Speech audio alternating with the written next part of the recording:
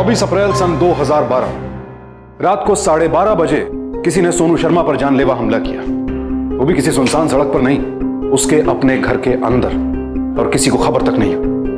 लेकिन आखिर ऐसा क्यों हुआ कि सोनू शर्मा की अपने घर के अंदर ही किसी ने हत्या कर दी और पड़ोसियों को इस बात की भनक तक नहीं लगी? इस आलीशान बिल्डिंग में सिक्योरिटी गार्ड्स और सीसीटीवी कैमरों जैसी अत्याधुनिक सुविधाओं के बावजूद इस हादसे को क्यों नहीं रोका जा सका?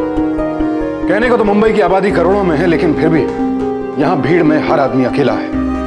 आज हम मुंबई वासी इंटरनेट और मोबाइल के जरिए पूरी दुनिया से जुड़े रहते हैं, लेकिन अपने पड़ोसियों की शक्ल देखे हमें सालों बीत जाते हैं। लेकिन आखिर कौन थी ये सोनू शर्मा, और इतनी क्रूरता के साथ उसकी हत्या क्यों कर दी गई?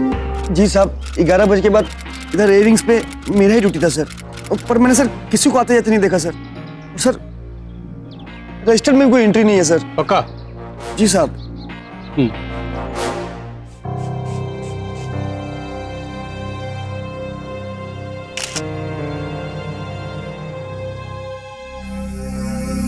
सर ये फ्लैट है जिसमें लड़की रहती थी। ओ सर, लड़की ने अपनी बचाव में इस फ्लैट की डोरबेल बजाई थी, लेकिन यहां पर रहने वालों का कहना है कि उन्होंने कुछ सुना ही नहीं। हो सकता है कि सो गए होंगे। सर वार चाकू से किया गया है। लड़की ने दरवाजा खोलकर भागने की कोशिश भी की हो, लेकिन खूनी उसे वापस घसीटता हुआ यहां ले आया। तभी ये फर्श पर और बाहर दरवाजे की नॉब पर और सामने वाली फ्लैट की घंटी पर खून के निशान लगे हुए। ये शिंदे, ये दो अलग अलग जूतों के निशान लग रहे हैं। सही कहा सर आरा ने, ये दोनों अलग अलग जूतों के ही निशान हैं। इनमें से एक जूते के निशान तो इस लड़के के। कौन है लड़का? अनिल नाम बताता है अपना, सोनू के साथ इसी फ्लैट में रहता था। इसका कहना है कि आज सुबह यहाँ पर आया है और इससे ज्यादा ऐसे कुछ नहीं मालूम। पुलिस को इन्फॉर्म भी इसी ने किया था। अंदर आओ। सर ये बेडरूम की हालत देख के तो ऐसा लगता है कि मरने से पहले दोनों में काफी हाथापाई हुई है। और सर ये देखिए, यहां पर भी दोनों जूतों के निशान है। खून भी सूख गया है। तकरीबन 4-5 घंटे तो हुए होंगे मर्डर हुए। सर ये मोबाइल पे लाइए और उनसे को दे दो। ठीक है सर। अच्छा सर, इस फ्लाइट से कोई भी सामान गायब नहीं हुआ है, तो लगता है कातिल का मकसद कुछ और ही था, या फिर हो सकता है कि किसी ने बदला लेने के लिए सब किया। लेकिन आखिर सोनू से बदला कौन लेना चाहेगा? घर का दरवाजा और यहाँ की कोई भी खिड़की टूटी हुई नहीं है। इसका मतलब है सर कि वो कोई ना कोई परिचित आदमी है जो या तो अपनी मर्जी से आया था या फिर सोनू की मर्जी से। खैर, लाश को पोस्टमार्टम के लिए भिजवा दो। और वो क्या नाम बताया लड़के का? अनिल। हाँ भाई, बैठो बैठो। सर सोनू मेरी गर्लफ्रेंड थी। हम 3 साल से एक साथ थे। पिछले कुछ 10 महीनों से हम एक साथ इस फ्लैट में रह रहे थे। मतलब लिव इन रिलेशनशिप। इसका मतलब तुम दोनों साथ में काम भी करते थे? नहीं सर, सोनू एक एड एजेंसी में कॉपी राइटर थी। मैं कंपनी सीए हूँ, लेकिन फ्रीलांसर। मेरा खुद का एक छोटा सा ऑफिस है। काम में अक्सर रात के 1-2 बज जाते, मगर ईयर एंडिंग की वजह से कल रात कुछ ज्यादा काम था। फिर घर आते आते सुबह के 6:30 बज गए थे। यानी तुम घर अक्सर लेट आते हो, तो तुम्हारे पास घर की एक चाबी होती होगी? जी सर, इस फ्लैट की 2 चाबियां हैं। एक मेरे पास रहती है और एक सोनू के पास होती थी। तुम्हारी वाली कहाँ है? सर मेरी चाबी उस बोल में है।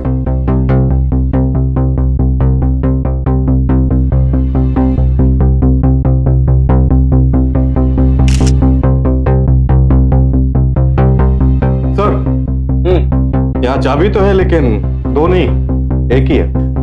दूसरी चाबी? सर जब मैं सुबह घर के अंदर आया तो सोनू की चाबी वहां नहीं थी, जबकि हम दोनों हमेशा अपनी चाबियां उस बोल में डाल दिया करते थे। तावड़े, अपने लोगों से पूछो कि उनको चाबी मिली है क्या? जी साहब। और नहीं मिली है तो मिलकर ढूंढो। जी साहब। आज सुबह तुम जब घर पहुंचे तो सबसे पहले तुमने क्या देखा? सर घर में सुबह 6:30 बजे जब मैं अंदर आया तो मैंने लाइट ऑन किया, अपना बैग वहां पे रखा, तभी मेरा ध्यान फर्श पे गिरे खून के निशान पर गया जो अंदर की तरफ जा रहे थे, और वहां जाके देखा तो दोनों की लाश पड़ी थी सर।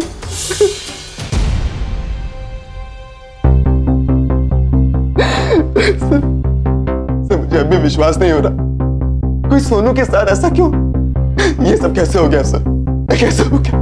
अच्छा, जब तुम घर के अंदर आए तो उससे पहले तुम्हारी नजर सामने वाले फ्लैट के डोरबेल पे नहीं पड़ी? वहां कोई खून का निशान नहीं देखा? नहीं सर, मैं बहुत थका हुआ था, इसलिए लिफ्ट से सीधा अंदर चला आया, मेरा ध्यान भी नहीं किया।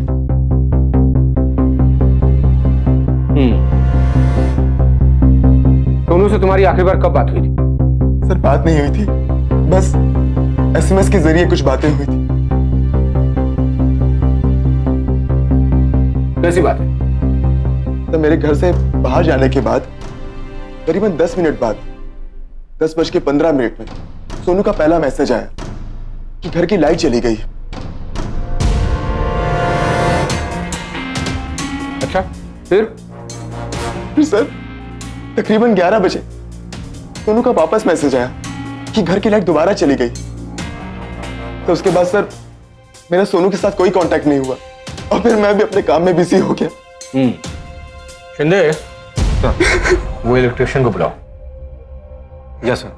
साहब, घर के सारे फिंगरप्रिंट्स और जूतों के निशान ले लिए गए। अच्छा अनिल, तुम्हें अपने ये जूते पुलिस को देने होंगे, क्योंकि तुम्हारे इन जूतों पे जो सोनू का खून लगा है उसकी फॉरेंसिक जांच होगी। जी सर। शिंदे, तब तक इसके सामने वाले पड़ोसी से बात करो। Yes sir. आजा। कल हम यहीं पे सोए थे।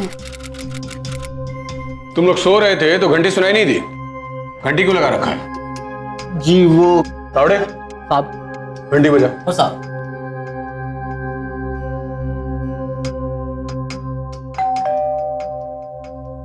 सुनाई तो दे रही है, क्या प्रॉब्लम है? सर क्या है कि एसी चालू था, इसीलिए हमने बेडरूम का दरवाजा बंद किया था, और एसी की वजह से घंटी अंदर तक सुनाई नहीं देती।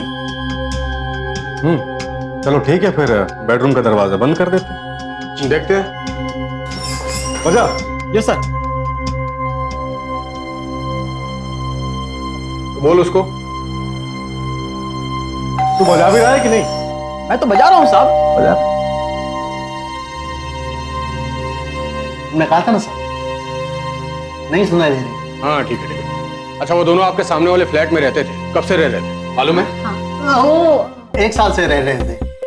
एग्जैक्टली याद नहीं है सर, क्योंकि ज्यादा बातचीत नहीं होती थी।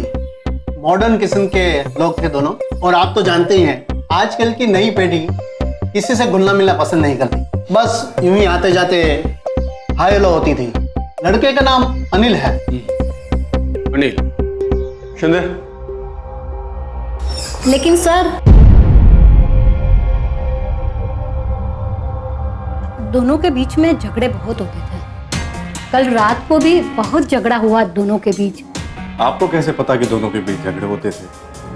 वो रात को जब हम दोनों डिनर से वापस आ रहे थे ना, तो मैंने देखा कि इतनी प्रॉब्लम है ना मुझसे, तो छोड़ दो मुझे, समझी तुम? अनिल, तुम हमेशा की तरह अपनी जिम्मेदारियों से मुंह नहीं छुपा सकते। अनिल, मेरी बात सुनो। Anil, Anil, listen to me. Wait a sec, Anil. Anil, you can't go like this. Listen to me. I'm saying it. अच्छा, तो आप सीढ़ियों से ऊपर क्यों आ रही थी? लिफ्ट बंद थी क्या? नहीं, वो मैं जानबूझकर सीढ़ियों से आई थी। जानबूझकर? जी, वो क्या है ना कि एक्सरसाइज करने का टाइम नहीं मिलता है, तो खाना खाने के बाद मैं सीढ़ियों से ही आ रही थी। तो आप रोज ऐसा करती हैं कि उसी दिन आपने ऐसा किया? नहीं, हमेशा जाती हूँ मैं। और आपके पतिदेव कहाँ थे? वो तो जी जी जी, मैं कार पार्किंग में था। तो आप भी फिर सीढ़ियों से ऊपर आए होंगे? नहीं, मैं लिफ्ट से आया। ठीक है, अगर जरूरत पड़ेगी तो थाने बुलाएंगे। जी साहब, लड़की का फादर आ चुका है। चलो चलो।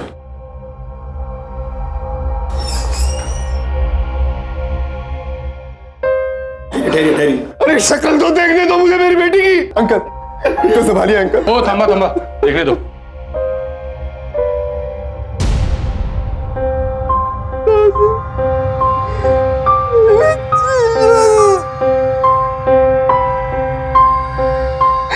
ले जाओ। संभाल के।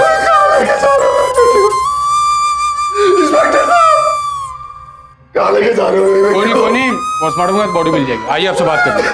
आइए प्लीज। धीरज रखिए।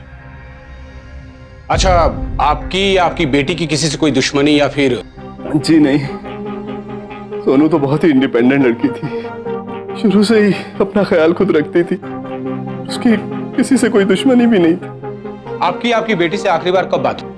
कल मैं दरअसल दिन में 2-3 बार उससे बात कर लिया करता था। कल रात 10 सवा 10 बजे करीब मेरी उससे बात हुई थी। बहुत परेशान सी लग रही थी वो। परेशान क्यों?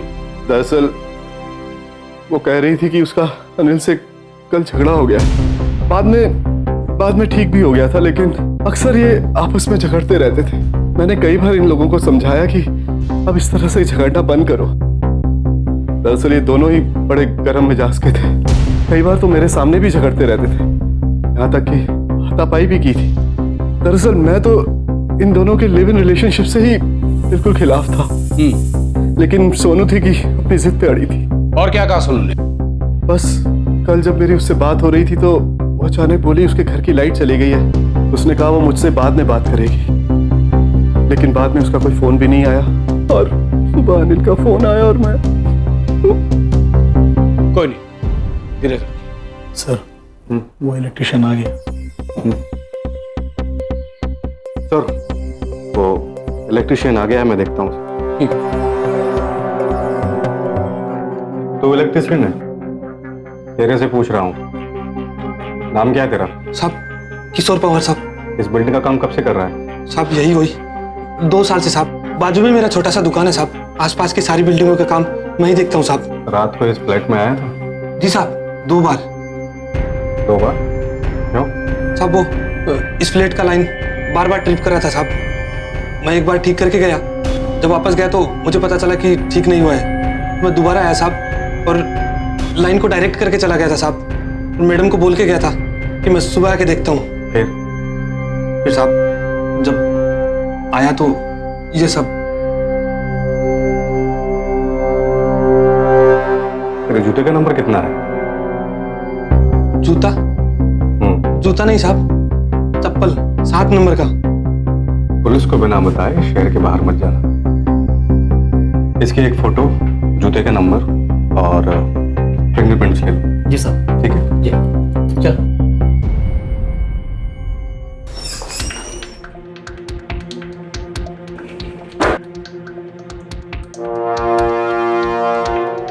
सर ये चाकू सेट मिला है। इस पर खून के निशान है क्या? नहीं सर। 1 मिनट देखने लो।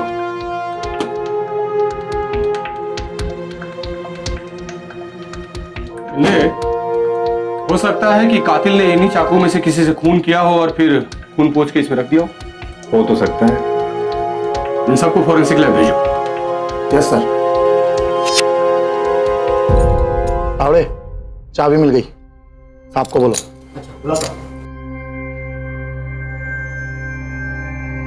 सर लगता है खूनी ने दरवाजे से बाहर आते वक्त जूतों के निशान मिटा दिए होंगे, तभी तो घर के अंदर जूतों के निशान हैं, लेकिन घर के बाहर एक भी नहीं। साहब चाबी मिल गई। गुड, चलो। सर ये रही चाबी, बेड के कोने में फंसी हुई थी। ये सोनू की चाबियों का सेट है क्या? जी हाँ सर, लेकिन ये यहाँ कैसे? हो सकता है हाथापाई में यहाँ कहीं गिर गई हूँ। शिंदे, अगर खूनी इस चाबी से दरवाजा खोलकर अंदर आया तो डेफिनेटली इस चाबी पे सोनू और खूनी दोनों के उंगलियों के निशान होने चाहिए। बिल्कुल सर, उन्हें तो चाहिए। इसे फॉरेंसिक लैब भेजो। जी सर।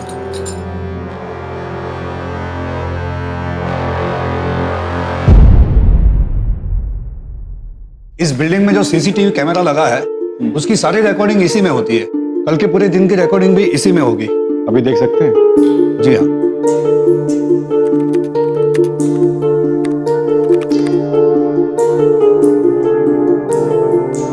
No video.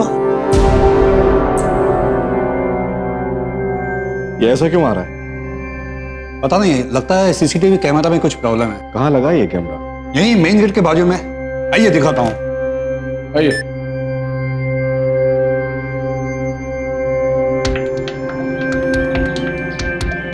यहाँ लगाओ। ऊपर चढ़।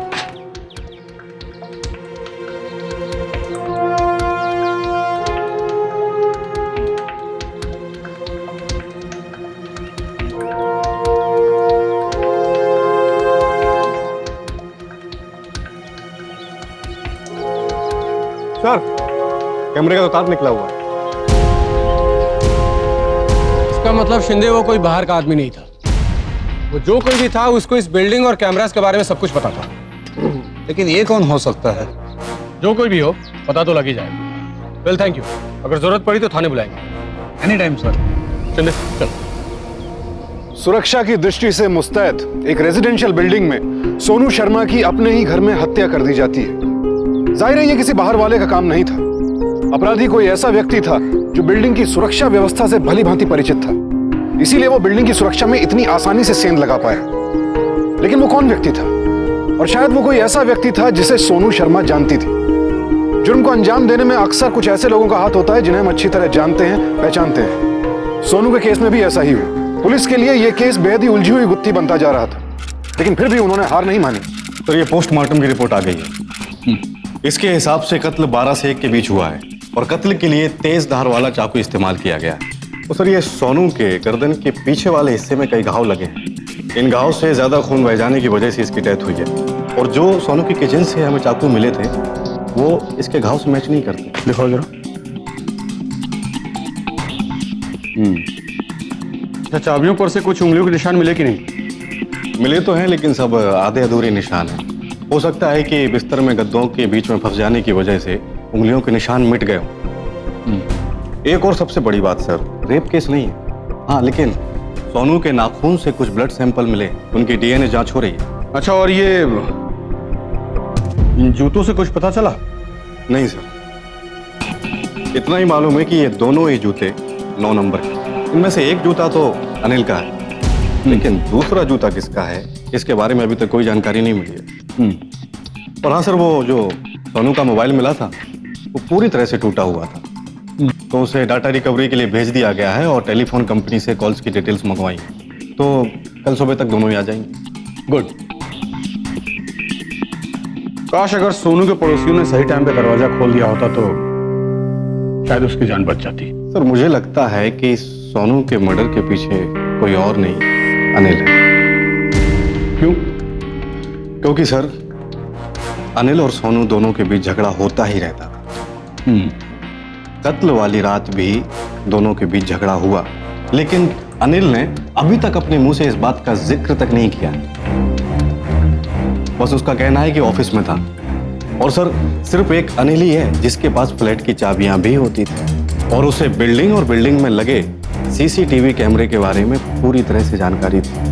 और सर, अभी तक ये जितने भी सबूत मिले ये सारे के सारे अनिल की तरफ इशारा करते हैं। शायद तुम सही कह रहे हो शिंदे। एक काम करो, अनिल को बुलाओ। Yes sir.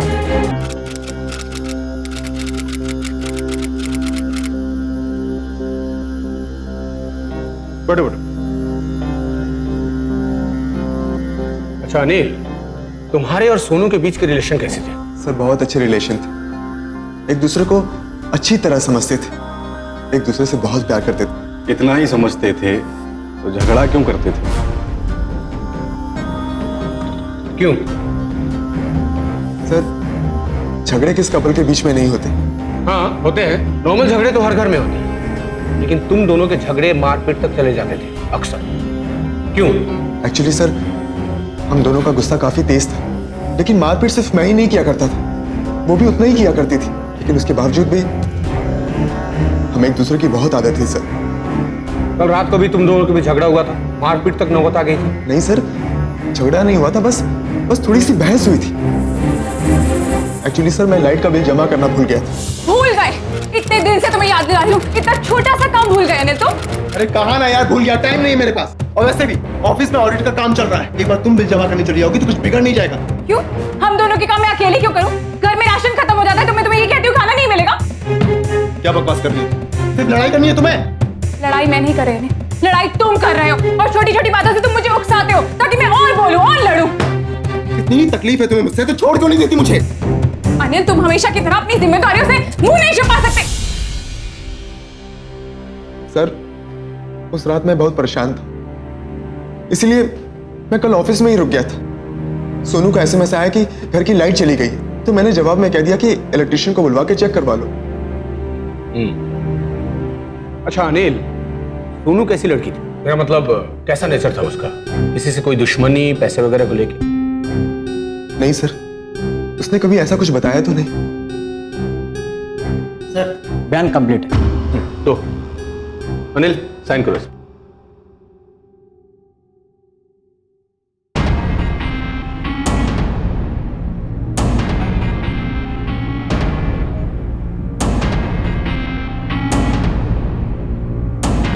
अब अच्छा, तुमको अपना खून का टेस्ट देना होगा फॉर्मेलिटी के लिए बस, लेकिन हाँ, जब तक ये केस सॉल्व नहीं होता तुम शहर से बाहर नहीं जा सकते। क्या कहीं आप लोग मुझ पर शक तो नहीं कर रहे हैं? नहीं नहीं, ऐसी कोई बात नहीं, अगली पूछताछ के लिए जरूरत पड़ सकती है, इसीलिए। दौड़े, इसको हॉस्पिटल ले जाओ। जी साहब। चलो। सैंपल लेके छोड़ दे। जी साहब। सर मुझे लगता है सोनू के नाखून से मिला ब्लड सैंपल इसके ब्लड रिपोर्ट से जरूर मैच होगा। नजर रखो इस पे। आपको क्या लगता है अनिल सोनू का कत्ल कर सकता है? आप ऐसा क्यों कह रहे हो? आपने तो कहा था ना दोनों में झगड़े बहुत होते थे, दोनों गर्म दिमाग के थे। हो सकता है कि अनिल को अपने गुस्से पर काबू ना रहा हो और उसी ने। जी हाँ, उनके झगड़े देखकर तो ऐसा ही लगता था कि दोनों काफी वायलेंट हैं। आई डोंट नो, मैं कुछ कह नहीं सकता। मेरा शक सही निकला सर। सोनू के नाखून में मिला खून अनिल के ब्लड सैंपल से मैच हो गया। लेकिन अनिल के मुताबिक तो वो सुबह 6 बजे तक ऑफिस में था। लेकिन इस बात की गवाही देने वाला ऑफिस में एक भी नहीं है। और उसकी मोबाइल कंपनी की डिटेल्स? उसके मुताबिक उसका मोबाइल सुबह 6 बजे तक ऑफिस में ही था और रात तकरीबन 10, 20 और 11:05 पे उसने सोनू के एसएमएस का रिप्लाई भी किया था। हो सकता है सर कि एसएमएस का रिप्लाई करने के बाद उसने मोबाइल अपना ऑफिस में छोड़ा हो और ऑफिस से घर जाकर सोनू का कत्ल करके वापस ऑफिस आ गया। और वो सोनू के मोबाइल का कुछ डाटा मिला? यस सर, उसने कत्ल के समय के आसपास अनिल को कॉल किया था, लेकिन उसने कोई जवाब नहीं दिया। मुझे लगता है सर कि अनिल उस वक्त ऑफिस से घर सोनू का मर्डर करने के लिए निकल चुका होगा। हो सकता है। राइट शिंदे, एक काम करो, अनिल को गिरफ्तार करके थाने लेके आओ। मुझसे अपने तरीके से सच उगलवाने की कोशिश करेंगे। Yes sir. ये आप लोग कैसी बातें कर रहे हैं? सोनू मेरी गर्लफ्रेंड थी, हम दोनों शादी करने वाले थे। भला मैं सोनू का मर्डर क्यों करूंगा? तो सोनू के नाखून में तेरा खून कहां से आया? ये देख, डीएनए रिपोर्ट। सर, उस रात हम दोनों के बीच झगड़ा हो गया, तो हाथापाई के दौरान सोनू का नाखून मुझे लग गया होगा और खून लग गया होगा सोनू के नाखून में। सर सोनू का मर्डर मैंने नहीं किया सर। अच्छा, पहले तो तुमने कुछ नहीं बताया था। सर उस रात मैं बहुत परेशान था, शायद भूल गया होऊंगा। वैसे ही जैसे तू अपना मोबाइल जानबूझ के ऑफिस में भूल गया जब तुम सोनू का खून करने के लिए घर जा रहे थे। ये देखो तुम्हारे फोन बिल के रिकॉर्ड। 11:15 बजे के करीब में सोनू ने तुझे फोन किया था, तूने रिसीव नहीं किया, क्यों? सर क्योंकि मैं उससे बहुत नाराज था और मैं उससे बात नहीं करना चाहता था। ये बनमत, हम अच्छे से जान चुके हैं कि तूने सोनू का कत्ल किया है, क्योंकि फ्लैट की चाबी उसके अलावा सिर्फ तेरे पास होती थी। और बिल्डिंग में लगे सीसीटीवी कैमरास के वायर भी तुम ही नहीं निकाले, क्योंकि बिल्डिंग में लगे सीसीटीवी कैमरास के बारे में सिर्फ तुम्हें पता था। इसलिए जब तू सोनू का खून करने के इरादे से घर में घुसा तो उससे पहले तूने सीसीटीवी कैमरास के वायर निकाल दिया। और एक भी गवाह नहीं मिला है इस बात की गवाही दे कि तुम ऑफिस में थे रात भर। समझ गया। आप लोग असली कातिल को तो पकड़ नहीं पा रहे, इसलिए जानबूझकर जबरदस्ती आप लोग मुझे फंसा रहे हैं। हमें ब्लेम करता है, हमें कानून सिखाता है। ये देख, वो कातिल के जूतों के निशान और तेरे जूतों का साइज भी 9 नंबर है। सर मैंने सोनू को नहीं मारा। सर भला मैं सोनू को क्यों मारूंगा? सर गुस्सा, और गुस्से में अक्सर आदमी अपना आपा खो बैठता है, और उसी गुस्से में आके तूने सोनू का खून कर दिया। नहीं सर, सर सोनू को मैंने नहीं मारा है सर। शिंदे, मुझे इस साले के मुंह से सिर्फ सच सुनना है। लोगों में डांस साले की और धुलाई कर। सर मेरी बात सुनिए सर मैंने सर मेरी बात सुनिए, मैंने सोनू का मर्डर नहीं किया सर।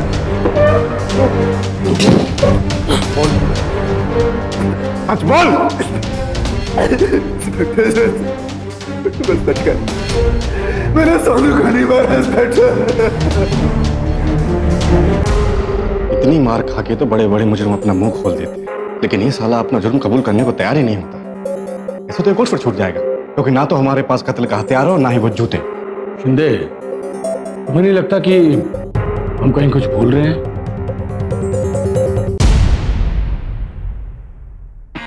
सीधे सीधे बोल, लाइट बार बार क्यों जा रही? वही तो मुझे भी नहीं पता चला, इसीलिए मैंने कनेक्शन डायरेक्ट कर दिया साहब। देख, मुझे मालूम है कि तूने ये सब किसके कहने पे किया। नाम बता उसका। साहब वो तो मैंने नाइट ड्यूटी वाले वॉचमैन के कहने पे किया साहब, और वो 2 बार मेरे साथ ऊपर भी गया था साहब। बुलाओ उसको। वॉचमैन, रात को जो वॉचमैन ड्यूटी करता है फटाफट उसको बुला। जी सर, अभी बुला ला। अभी 2 मिनट में मालूम चलेगा कि तू क्या करने गया था।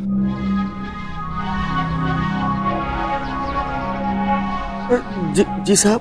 तू तो उस दिन बोल रहा था कि किसी को आते जाते देखा ही नहीं, और दोनों बार तू ऊपर गया था, ये कौन बताएगा? साहब वो तो ये नहीं था साहब, वो तो कोई और था।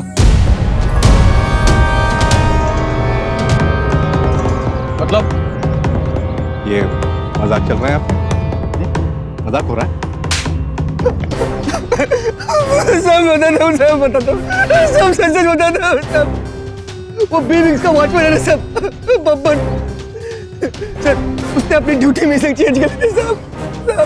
उसने अपना बच्चा बताओ मुझे दे दिया साहब, और सर वो इधर मेरी जगह आ गया और मैं उसकी जगह साहब मैंने कुछ और नहीं किया साहब। भाई बाप सेक्रेटरी को मत बोला, नौकरी चलेगा साहब। सच बोल रहा है? वहाँ खत्म कर भाई बाप। बब्बन कहाँ है? वो तो उसी दिन से खाए मैं साहब। उसका कमरा कहाँ है? दिखा। सब इधर ही चल। सब मत शिंदे। सब बोल रहा हूँ। चल, चल। जी सब यही रूम उसका।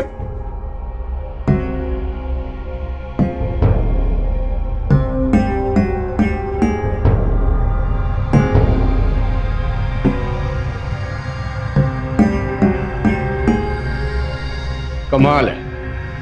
कमरा भी पूरा खाली है सर। इधर आ।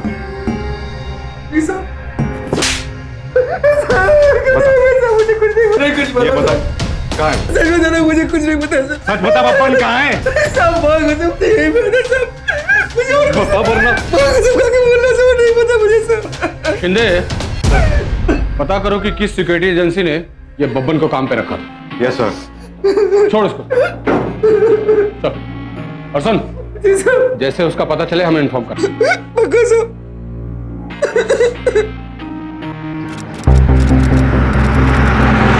अनिल ने बब्बन को पैसे देके या तो कहीं बाहर भगा दिया है, या फिर उसका कत्ल करके उसकी लाश को कहीं ठिकाने लगा दिया है। अब अनिल को अगर पकड़ना है तो बब्बन का मिलना बहुत जरूरी है। शिंदे, या फिर यह भी हो सकता है कि खून बब्बन ने ही किया हो और अनिल सच बोल रहा हो सकता है। लेकिन बब्बन ने आखिर नाइट ड्यूटी चेंज क्यों की?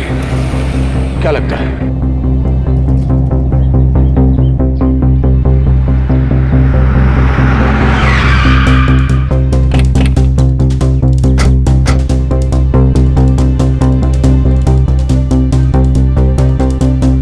सर, इस फॉर्म पे बबन की फोटो तो है, पर एड्रेस की जगह पर सिर्फ गाजियाबाद लिखा हुआ है। दिखाओ इधर। तो तुम लोग बिना किसी की ठीक से जांच पड़ताल किए उसको नौकरी में रख लेते हो? नहीं सर, ऐसी कोई बात नहीं है। तुम्हारी एजेंसी का लाइसेंस कैंसिल करवा दूंगा मैं, समझे? तुम्हारी एजेंसी का मालिक कहाँ है? सर इस वक्त ऑफिस में नहीं है, किसी काम से बाहर गए हुए हैं। उसको बोलो थाने में पेश होना, ना अच्छा नहीं होगा। सर ये रूपेश ने जो बब्बन का नंबर दिया था उस पर बेल तो जा रही है, लेकिन कोई रिसीव नहीं कर रहा है। अगर बेल जा रही है शिंदे तो डेफिनेटली मैं लोकेशन तो मिल ही जाएगी। बिल्कुल सर। पूरे महाराष्ट्र में तकरीबन 15,000 ऐसी सिक्योरिटी एजेंसीज हैं जो बिना किसी वाजिब लाइसेंस के काम कर रही हैं, और इनमें से ज्यादातर मुंबई में हैं। सिर्फ कुछ चुनिंदा एजेंसीज ऐसी हैं जिनके पास सभी लाइसेंसेज हैं, जो सारे मापदंडों पर खरी उतरती हैं और अपने गार्ड्स को जरूरी ट्रेनिंग भी मुहैया कराती हैं। सरकारी नियमों के अनुसार एक सिक्योरिटी एजेंसी को PSARA के तहत 16 अलग अलग लाइसेंसेस लेने पड़ते हैं और इसके अलावा ट्रेनिंग के लिए एक अलग लाइसेंस होता है। लेकिन अक्सर जायज लाइसेंस रखने वाली एजेंसीज भी अपने फायदे के लिए बिना जांच पड़ताल किए अनजान लोगों को सिक्योरिटी गार्ड की नौकरी पर लगा देती। और चूंकि एजेंसी के पास ना इनका सही नाम पता होता है ना ही कोई और जानकारी, इसलिए पुलिस के लिए इन्हें ढूंढना बेहद मुश्किल हो जाता है। सोनू के केस में भी अपना शक सही साबित करने के लिए पुलिस को बब्बन को ढूंढ निकालना बेहद जरूरी हो गया था, लेकिन सिक्योरिटी एजेंसी उनके किसी काम नहीं आई। आखिरकार पुलिस ने मोबाइल कंपनी की मदद से बब्बन की अंदाजन लोकेशन पता की। क्या हुआ मनु बड़ा? ये गाजियाबाद में ये लोहा मंडी, ये है उस नंबर की लोकेशन।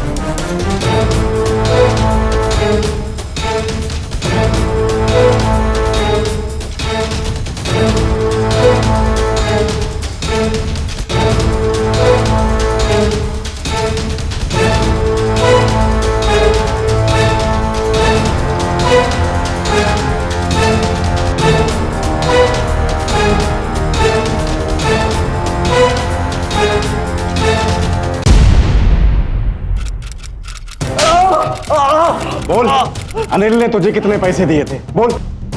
बोलो, 2000 रुपए दिए थे साहब। मैंने कुछ नहीं किया साहब, मैंने कुछ छोड़ा साहब।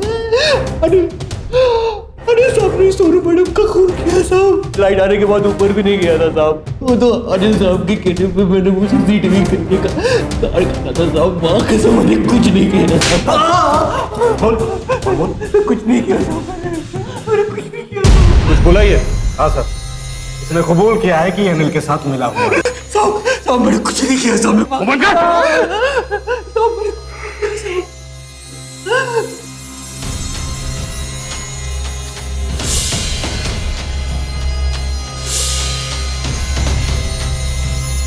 तावड़े, जूतों के निशान का ब्लूप्रिंट लेके आ। जी साहब। तू इसके जूते को। साहब मैंने कुछ नहीं किया साहब। साहब मुझे छोड़ दो साहब।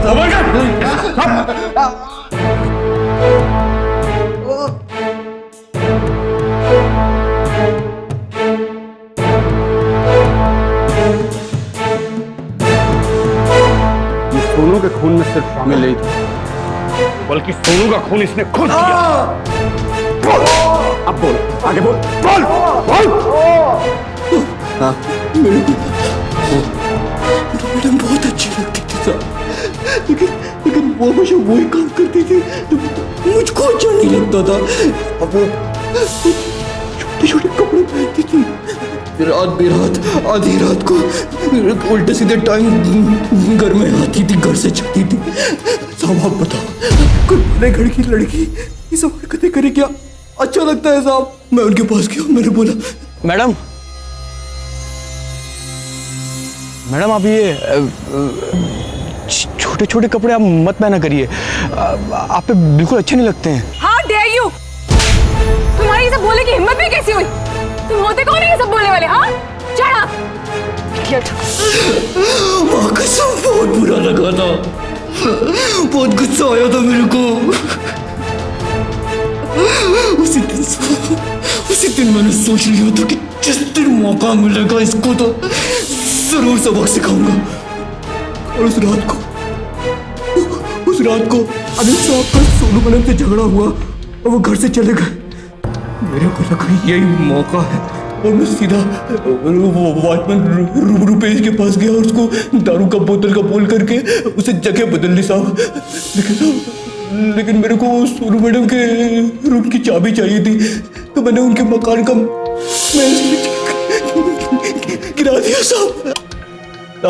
और जैसा मैंने सोचा था, सोनू मैडम नीचे आकर के मुझे इलेक्ट्रिशियन को बुलाने को बोला। वॉचमैन, पावर का क्या हुआ है? मैम पावर तो ठीक है। तो सिर्फ मेरे घर का लाइट ही क्यों गया है? आपके घर का? अरे हाँ मैडम, बाकी सबका तो लाइट है, आपके यहाँ का लाइट नहीं है। जाओ जाकर इलेक्ट्रिशियन को बुला कर लाओ। अच्छा अच्छा, आप ऊपर जाकर के बैठो, मैं इलेक्ट्रिशियन को लेकर ऊपर ही आता हूँ मैडम। हाँ जाओ, जल्दी जाओ।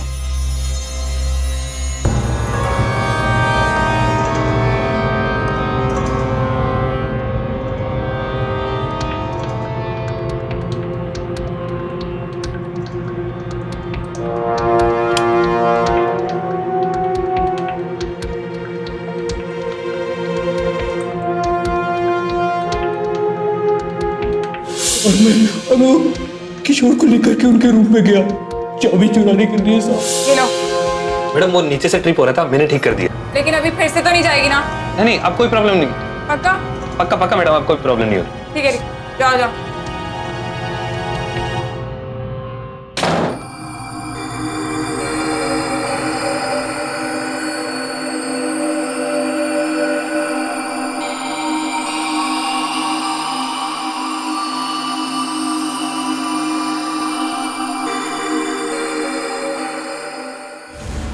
लेकिन तुमने बोला था ना फिर से लाइट नहीं जाएगी, फिर से कैसे चली गई? मैडम मुझे लगता है कि आपके फ्लैट का लाइट का ओवरलोड हो रहा है। अभी मैंने लाइन डायरेक्ट कर दी है। आप एक काम करना, एसी और गीजर का इस्तेमाल कम करना।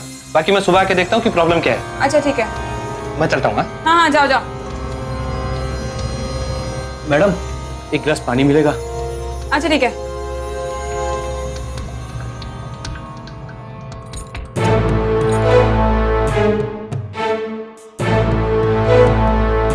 Thank you ma'am.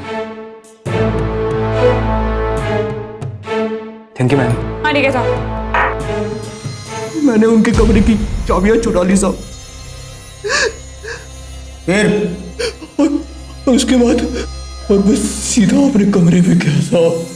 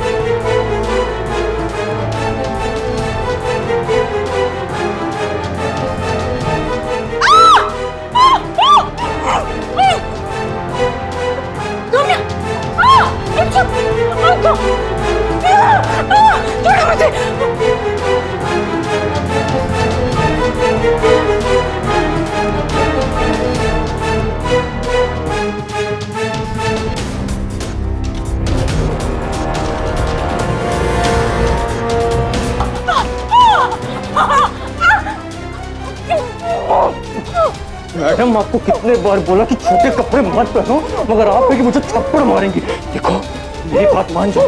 वो अनिल साहब आपको कहाँ खुश रख पाते हैं? मेरी बात मान जाओ मैडम। मैडम देखो, आखिरी बार करो, मेरी बात।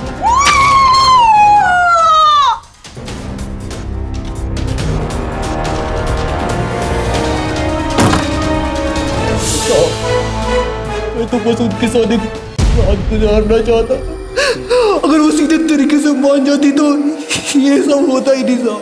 तो उसका रेप करके उसे जिंदा छोड़ देता ताकि वो तुझे जेल भिजवा देती है, और तूने जिससे कत्ल किया था वो हत्यार करे। बता। गाजियापुर जाते वक्त मैंने ट्रेन से नदी में फेंक दिया था। और खून से सने कपड़े का चला दिए साहब, चला दिए। हैवानियत की हद कर दी तूने। बड़े दुर्भाग्य की बात है कि मुंबई जैसे शहर में एक लड़की की उसी के घर में हत्या कर दी जाती है, और हत्यारा कोई और नहीं था, वो सिक्योरिटी गार्ड था जिसे हम अपनी बिल्डिंग अपनी सुरक्षा के लिए रखते हैं। क्या एक रजिस्टर्ड हाउसिंग सोसाइटी के लिए यह इतना मुश्किल काम है कि जब भी वो किसी सिक्योरिटी एजेंसी को नियुक्त करे तो उसके रजिस्ट्रेशन की अच्छी तरह से जांच पड़ताल कर ले? बल्कि निवासियों की सुरक्षा के लिए न सिर्फ गार्ड्स का रजिस्ट्रेशन नंबर बल्कि उनका पुलिस वेरिफिकेशन भी मांगा जाना चाहिए, और एक बार नियुक्त करने के बाद हर गार्ड की समय समय पर जांच करनी चाहिए कि वो अपना काम सही से कर भी रहा है या नहीं, और यदि किसी भी व्यक्ति पर संदेह हो तो फौरन उसकी रिपोर्ट करनी चाहिए। व्यक्तिगत तौर पर भी हमें अपनी सुरक्षा को लेकर बेहद सतर्क रहना चाहिए। दरवाजे पर व्यू फाइंडर लगा होता है, सिक्योरिटी चेन होती है, लेकिन जाने अनजाने हम इनका इस्तेमाल करना भूल जाते हैं। हमारे घर की चाबियां जो सुरक्षा सूची में सबसे ऊपर होनी चाहिए, उन्हें हम लापरवाही के साथ दरवाजे के पास ही छोड़ देते हैं। मुंबई जैसा शहर जहां हम अपनी रोजमर्रा की जरूरतों के लिए होम डिलीवरी पर निर्भर करते हैं, वहां ऐसी लापरवाहियां घातक साबित हो सकती हैं, और खासकर वो महिलाएं जो अकेली रहती हैं, उन्हें बेहद सावधान रहने की जरूरत है, क्योंकि आंकड़े बताते हैं कि मुंबई में औरतों के साथ होने वाले अपराधों में 2010 के मुकाबले 2011 में 15% की बढ़ोतरी हुई है, और ये आंकड़े फिलहाल कम होते नहीं दिख रहे हैं। इन आंकड़ों को कम करने का दायित्व जितना पुलिस का है उतना हमारा भी है। सतर्क रहिए, सुरक्षित रहिए। अब मुझे सुशांत सिंह को इजाजत दें। कल आपसे फिर मुलाकात होगी एक और ऐसी सत्य घटना के साथ। सावधान इंडिया, इंडिया फाइट्स बैक।